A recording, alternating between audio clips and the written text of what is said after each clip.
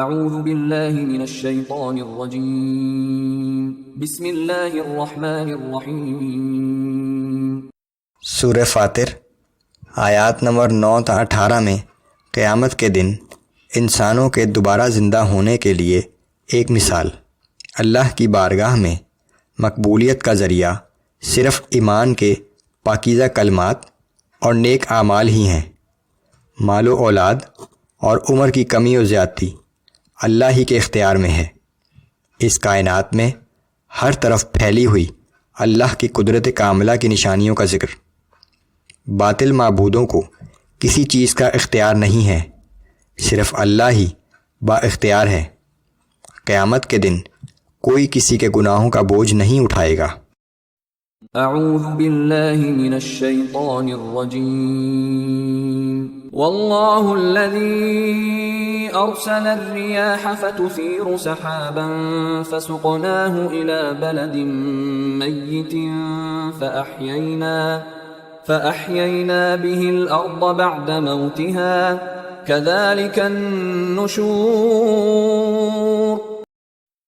وہ اللہ ہی ہے جو ہواؤں کو بھیجتا ہے، پھر وہ بادلوں کو اٹھاتی ہیں، پھر ہم ان بادلوں کو ایک بنجر و مردہ زمین کی طرف لے جاتے ہیں، اور پھر اسی کے ذریعے مردہ زمین کو زندہ کر دیتے ہیں۔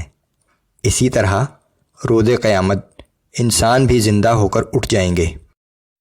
من كان يريد العزة فلله العزة جميعا۔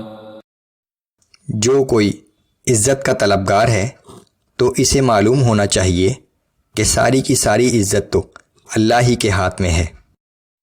إليه يصعد الكلم الطيب والعمل الصالح يرفعه۔ اور اس کی بارگاہ میں مقبولیت کا ذریعہ صرف ایمان کے پاکیزہ کلمات ہی ہیں، اور نیک اعمال درجات کو بلند کرنے کا باعث بنتے ہیں۔ والذین یمکرون السیئات لهم عذاب شدید ومکر اولئک هو یبور۔ اور جو لوگ بری تدبیریں کر رہے ہیں ان کے لیے سخت عذاب ہوگا، اور ان کی تدبیریں بالآخر ناکام ہو جائیں گی۔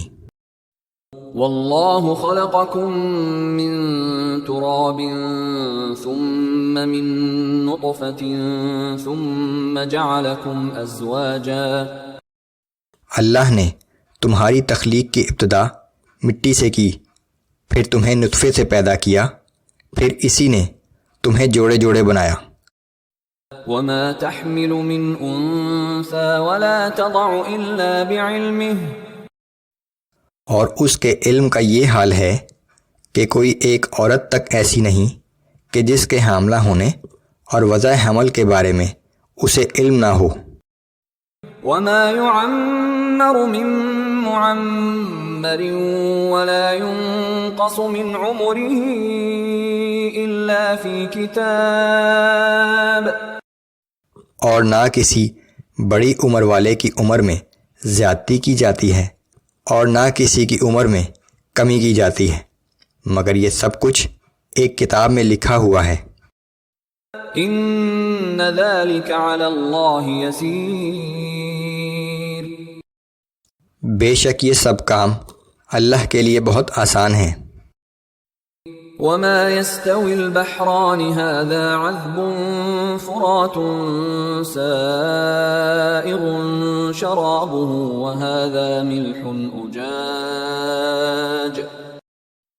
دریا اور سمندر کا پانی ایک جیسا نہیں، ان میں سے ایک میٹھا پیاس بجھانے والا پینے میں خوشگوار ہے، جبکہ دوسرا کھاری اور کڑوا ہے۔ ومن كل تأكلون لحما طريا وتستخرجون حلية تلبسونها۔ اور دونوں میں سے تم تازہ گوشت نکال کر کھاتے ہو، اور زینت کا وہ سامان نکالتے ہو جسے تم پہنتے ہو۔ وترى الفلك فيه مواخر لتبتغوا من فضله ولعلكم تشكرون۔ اور تم دیکھتے ہو کہ دونوں جگہ کشتیاں پانی کا سینہ چیرتی ہوئی چلتی ہیں تاکہ تم اللہ کا فضل تلاش کرو اور اس کے شکر گزار بنو۔ یولج اللیل فی النہار ویولج النہار فی اللیل وسخر الشمس والقمر کل یجری لأجل مسمى۔ وہ رات کو دن میں داخل کرتا ہے اور دن کو رات میں داخل کرتا ہے، اور اسی نے سورج اور چاند کو کام میں لگا رکھا ہے کہ یہ اپنی رفتار سے ایک معین وقت تک چلتے رہیں گے۔ ذالکم اللہ ربکم لہ الملک والذین تدعون من دونہ ما یملکون من قطمیر۔ وہی اللہ تمہارا رب ہے، ہر جگہ اسی کی بادشاہی ہے، اور اس کے سوا جنہیں تم پکارتے ہو وہ تو ایک کھجور کی کٹلی کے چھلکے کے برابر چیز کے بھی مالک نہیں ہیں۔ ان تدعوهم لا يسمعوا دعاءكم ولو سمعوا ما استجابوا لكم۔ اگر تم انہیں پکارو بھی تو وہ تمہاری پکار کو سن نہیں سکتے، اور اگر سن بھی لیں تو تمہیں اس کا کوئی جواب نہیں دے سکتے۔ وَيَوْمَ الْقِيَامَةِ يَكْفُرُونَ بِشِرْكِكُمْ۔ اور قیامت کے دن وہ تمہارے اس شرک کا انکار کر دیں گے۔ وَلَا يُنَبِّئُكَ مِثْلُ خَبِيرٍ۔